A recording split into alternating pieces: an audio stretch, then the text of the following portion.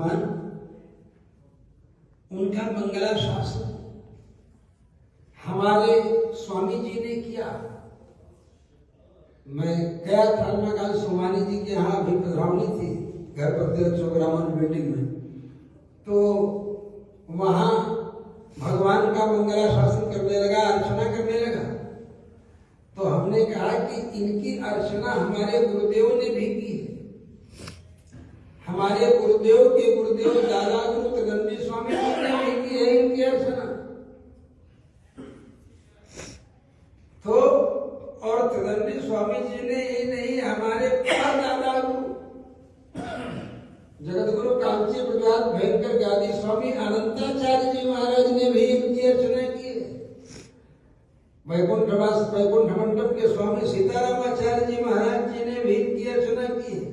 यहाँ तक कि जितने आचार्य आए हैं, अभी गए हम कासर जी के घर में, पधरावनी में गुरुदा जी के घर में, तो वहाँ भगवान की आरती किया, मंगला शासन किया भगवान का।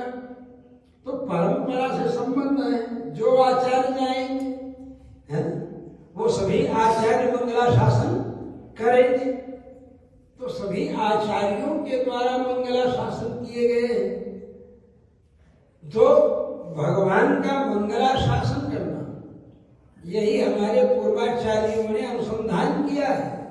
बरबर मुनि स्वामी जी महाराज जी का मध्याह्न काल के पूर्व की जो क्रियाएं हैं, उन क्रियाओं का वर्णन करते हुए श्रीमद सचिन मिश्र स्वामी जी महाराज जी जैसे हमारे श्री स्तव में लक्ष्मी जी के वैभव का वर्णन करते हैं, उसी प्रकार देवराज वो वर्णन करते हैं बरबर मुनि स्वामी जी का। और वर्णन करते हुए कहते हैं, मंगला शासनम कृत्वा तत्र तत्र यथोचितम धामनस्तस्मात् निष्क्रम्य प्रविश्य स्वं निकेतनम। तो मंगला शासन करना चाहिए। मंगला शासन भगवान का तो करेंगे, भागवतों का भी मंगला शासन करें, जो हमसे सीनियर भागवत है। रोज आप लोग भगवान का मंगला शासन करते हैं, हम लोगों का भी मंगला शासन आप करते हैं। श्री स्वामी जी सरकार का मंगल हो, श्री स्वामी जी सरकार की जय हो। तो स्वामी जी सरकार का मंगल हो, मंगल हो कहते हैं।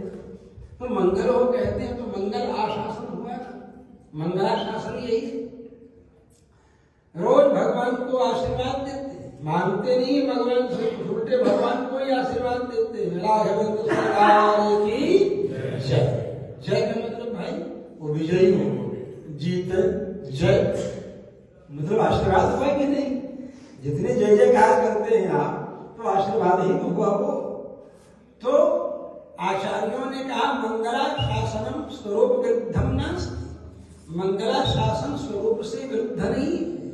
कोई कहे कि आप छोटे हो, बड़े को आशीर्वाद क्यों दे रहे हो? तो हमारे बड़े ठीक रहे, चकाचक रहे, इसी में हमारी प्रसन्नता है। आपके घर में कोई वृद्ध हो, वयोवृद्ध हो, आप यही सोचते रहेंगे कि इनको कोई रोग न हो, अपने से ही सब काम कर सकें, ठीक ठाक रहें, स्वस्थ रहें, प्रसन्न रहें, यही मंगला शासन है। इसी को ना मंगला शासन कहते हैं। मंगल कामना, मंगल कामनाएं करते हैं, भागवतों का मंगल आशासन करते हैं। हनुमान जी गए तो हनुमान जी लंका जी की तरफ गए, तो हनुमान जी विभीषण जी का मंगला शासन किए कि नहीं किए? मंगल कामनाएं किए नहीं किए?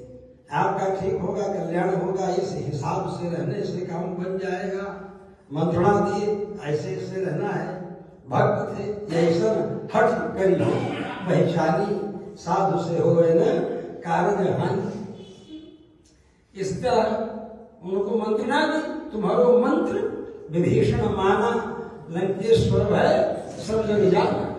तो मंत्रणा दिया, मंगला शासन किया, और उसके बाद फिर गए।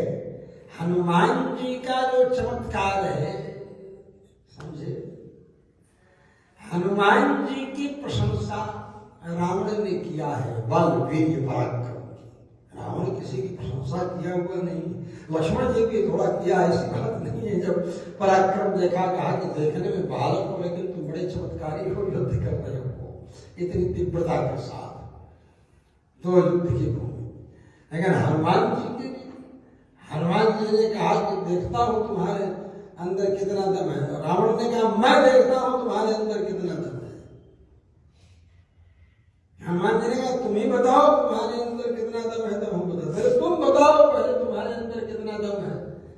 मुक्का मारने का, थप्पड़ मारने का वर्णन है तो वाल्मीकि रामायण में बहुत सुंदर लिखा है। हनुमान जी कहे कि हमारा बल तो तुमको तभी समझ लेना चाहिए था